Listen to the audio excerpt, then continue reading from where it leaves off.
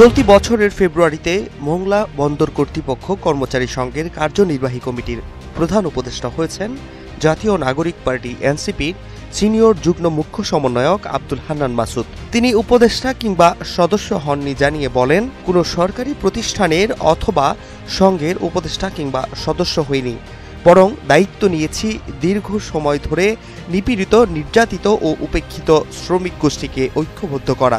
এদিকে এনসিপি নেতা হান্নান মাসুদকে কেন বন্দরের দায়িত্ব দেওয়া হয়েছে সেটা নিয়ে প্রশ্ন তুলেছেন ছাত্র দলের সাধারণ সম্পাদক নাসির উদ্দিন। তিনি বলেছেন, হান্নান মাসুদ কি বন্দর পরিচালনার বিষয়ে এক্সপার্ট? দেশে কি আর কোনো লোক ছিল না? একটি বেসরকারি টেলিভিশন চ্যানেলে এক টক শোতে এ প্রশ্ন তোলেন তিনি।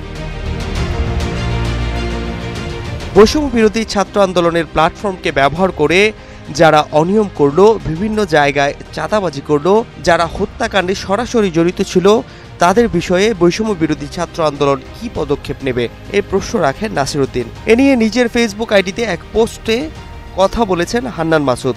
পোস্টে তিনি লেখেন, ছাত্র শ্রমিক জনতা সব শ্রেণী পেশার মানুষের অধিকার নিয়ে কথা বলা আমাদের দায়িত্ব ও কর্তব্য। এই গণ অভ্যুত্থানে যেমন ছাত্র সমাজ সামনের সারি থেকে নেতৃত্ব দিয়েছে, ঠিক তেমনি তাদের জন্যে এদেশের আপামর শ্রমিক জনতা বুক পেতে দিয়েছে গুলির সামনে।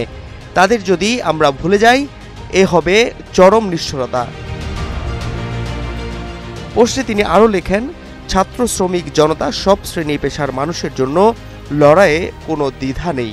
আপনি কোন মহাজন যে এর বিরুদ্ধে দাঁড়াবেন? Fahad Shahriar, news desk, global television.